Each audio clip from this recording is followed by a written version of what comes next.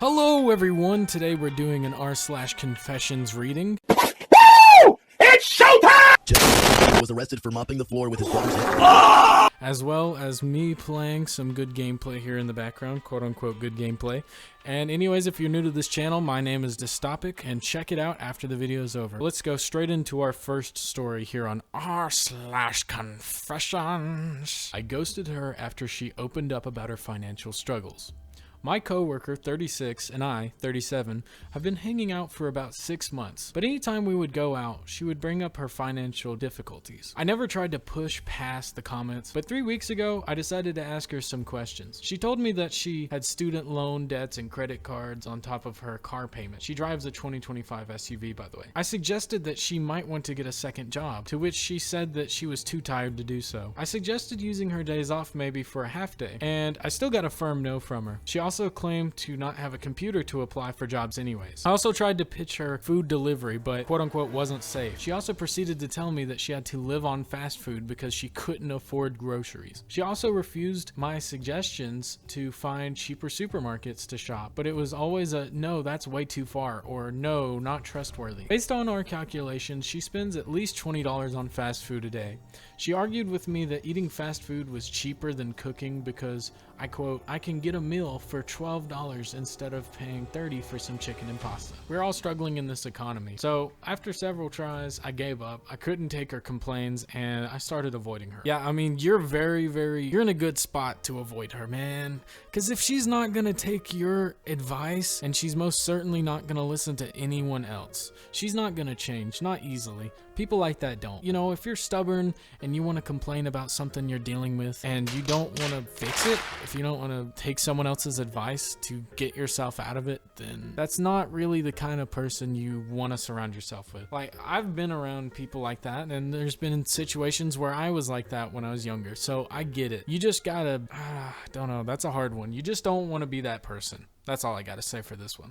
I broke up with her because she was ugly. I started talking to her because I was lonely, and I had heard that she liked me for a long time, so I shot her DM, and from there we started talking.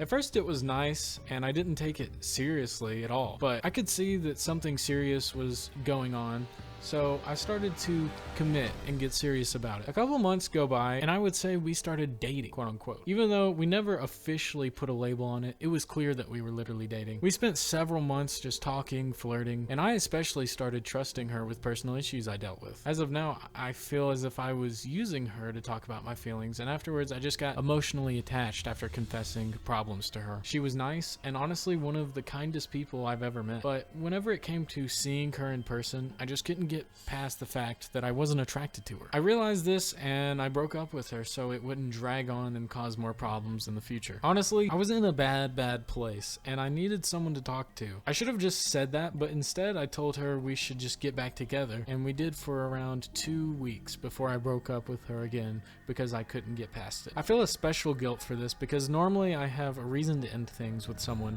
but this time I had no reason, and it was unreasonable, and obviously I didn't tell her this straight up, but that would have been messed up. So really, I wish I could have seen past that. Dude, I mean, that's just a whole other form of wrong. Like, if you need someone to vent to, you should clearly state it as that. But at that point, you're just manipulating and playing with someone's emotions. If you're gonna be like, oh no, you're too ugly, I'm not attracted to you, so we really shouldn't even be dating. Yes, that's bad, but what's worse is the fact that you went back and started dating them for another 2 weeks rather than telling them what the actual problem was. That aspect of it is kind of crazy, not gonna lie.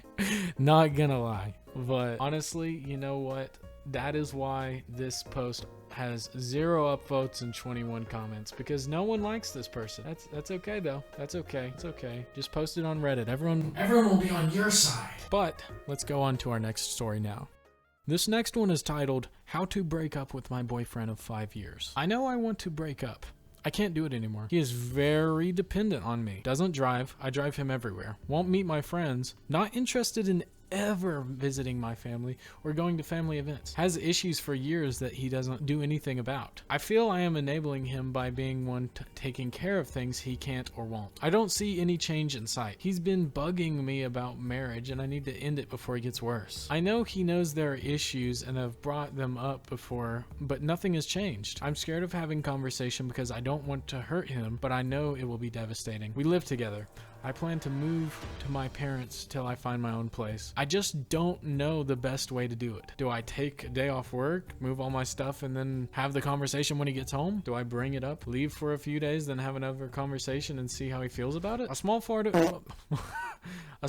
me fears he will hurt himself over this or worse. This has been my longest relationship and I thought we would eventually move in together, but his attitude towards life, towards me, towards others has not improved in previous years, and I don't think it will while we are together. I feel he needs to have a wake-up call. Dude, yeah, that's horrible. If you're a grown adult and you're relying on your significant other to take care of things you won't or drive you around, that's really bad. It's like this dude is clinging on to every little bit of childhood that he had, or responsibility for that matter. He's not taking it upon himself. So I think at the end of the day, while it's, of course you don't want anyone to harm themselves, but in that situation you very much have to do what they would call the selfish thing. But honestly, it's the smart thing. Just leave. Get out of there. However you can get out of there, you need to get out of it. OP, that is not a situation to take lightly, so of course, putting that on Reddit, I'm sure people had great advice. But yeah, people like that, I don't understand.